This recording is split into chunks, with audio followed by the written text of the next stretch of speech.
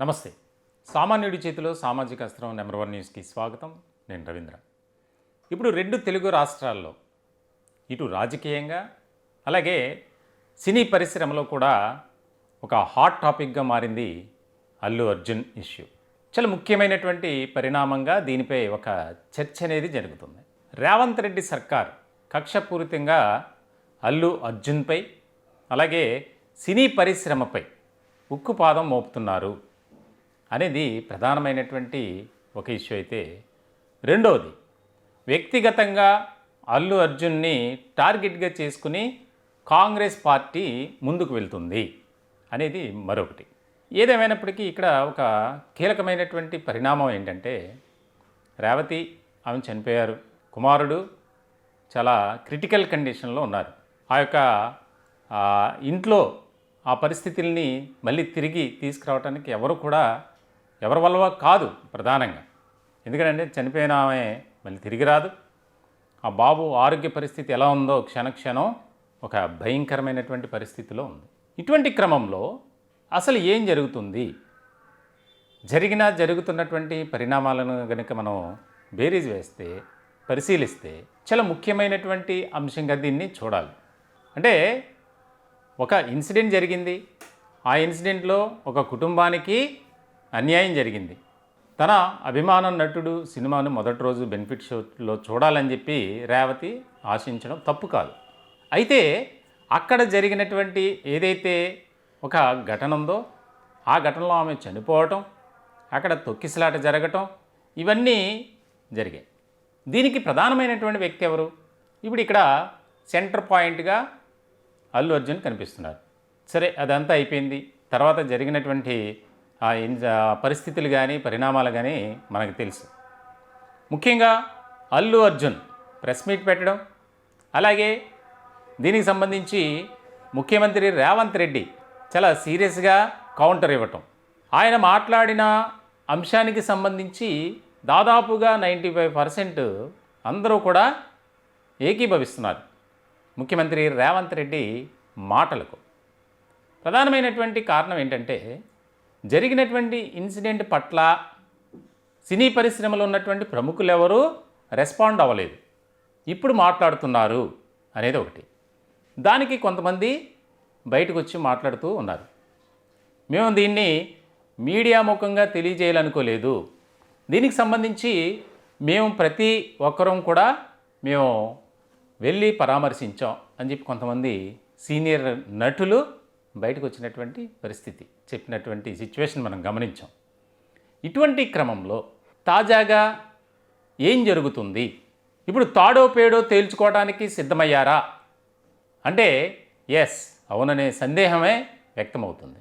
ఇటీవల జరిగినటువంటి తాజాగా అల్లు అర్జున్ నివాసంపై ఓయూ జేఏసీ నేతలు దాడి చేయటం, ఆ దాడిలో కొడంగల్ ప్రాంతానికి సంబంధించినటువంటి కాంగ్రెస్ నాయకులు ఉండటం, ఇదంతా చేయించింది రేవంత్ రెడ్డే అనేది ఒకటి. అలాగే మాకు ఎలాంటి సంబంధం లేదు, ఎవరో వచ్చి దాడి చేస్తే మేమెలా దానికి బాధ్యులం అవుతామని చెప్పి కాంగ్రెస్ పార్టీ దాన్ని ఖండిస్తుంది. ఇటువంటి క్రమంలో ఒక ఇన్సిడెంట్ జరిగింది. ఆ యొక్క ఘటనలో కుటుంబంలో కోల్పోయినటువంటి రేవతి ఎవరైతే ఉన్నారో వారి కుటుంబ సభ్యులంతా ఆవేదన వ్యక్తం చేశారు. వారికి నష్టపరిహారం ఇచ్చారు. అల్లు అర్జున్ కూడా స్వయంగా ప్రకటించారు. ఇటువంటి క్రమంలో బాబు ఆరోగ్య పరిస్థితిని కూడా ఎప్పటికప్పుడు రివ్యూ చేయాలి, మనం ప్రాణాలు నిలబెట్టాలి అని ప్రభుత్వం కూడా ఒక చొరవ తీసుకుంది. అది మంచి పరిణామమే. అయితే ఇప్పుడు జరుగుతున్నది ఏంటి? మేము ఎలా అయినా సరే కాంగ్రెస్ పార్టీతో తాడో పేడో తేల్చుకుంటాం అని చెప్పి ఇప్పుడు కొన్ని అంశాలు బయటకు వస్తున్నాయి. ఇందులో తేలినటువంటి మరొక ముఖ్యమైనటువంటి అంశం ఏంటంటే, కొంతమంది సినీ ప్రముఖులు ఒక కీలకమైనటువంటి సమావేశాన్ని హైదరాబాద్ కేంద్రంగా ఏర్పాటు చేశారు. ఈ యొక్క సమావేశంలో తీసుకున్నటువంటి కొన్ని నిర్ణయాలు ముఖ్యమంత్రి రేవంత్ రెడ్డి నోటీసు తీసుకువెళ్ళాలి అనేది. దాంట్లో ప్రధానమైనది ఏంటంటే, తెలంగాణ రాష్ట్ర వ్యాప్తంగా బెనిఫిట్ షోలు ఉండవు, రోడ్ షోలు ఉండవు, థియేటర్ల దగ్గర హడావిడి చేయడానికి వీల్లేదు, బౌన్సర్ల విషయంలో చాలా క్లియర్ కట్గా ఉండాలి, ఓవర్ యాక్షన్ చేస్తే తోకలు కత్తిరిస్తాం అని చెప్పి ముఖ్యమంత్రి అలాగే ఇతర మంత్రులు, కాంగ్రెస్ పార్టీకి సంబంధించినటువంటి నేతలంతా ఒక మాట చెబుతున్నారు. దీన్ని అస్త్రంగా తీసుకొని రాజకీయంగా టర్న్ చేస్తున్నారు మరికొంతమంది నేతలు, ప్రధానంగా భారతీయ జనతా పార్టీ. అంటే ఒక ఇష్యూ జరిగిన తర్వాత దాన్ని ఏ రకంగా చూడాలి? మీకు వీలైతే పార్టీ పరంగానో వ్యక్తిగతంగానో ఆ యొక్క బాధిత కుటుంబానికి న్యాయం చేయాలి, లేదా ఒక ఓదార్పు అనేది చేయాలి. కన్సర్న్ అనేది ఉంటుంది ప్రతి ఒక్కరికి. అది చేయకుండా ఈ రకమైనటువంటి ఆరోపణలు, ప్రత్యారోపణలు, విమర్శలు, కౌంటర్లు, అటాక్స్ ఇక అన్నీ కూడా జరిగిపోతాయి. అంటే రాజకీయంగా దీన్ని వాడుకుంటున్నారు అనేది ఇప్పుడు రాజకీయ వర్గాల్లో ఎక్కువగా చర్చ నడుస్తుంది. సరే, అయిపోయింది, ఏదో అయిపోయింది అనుకోవాలి.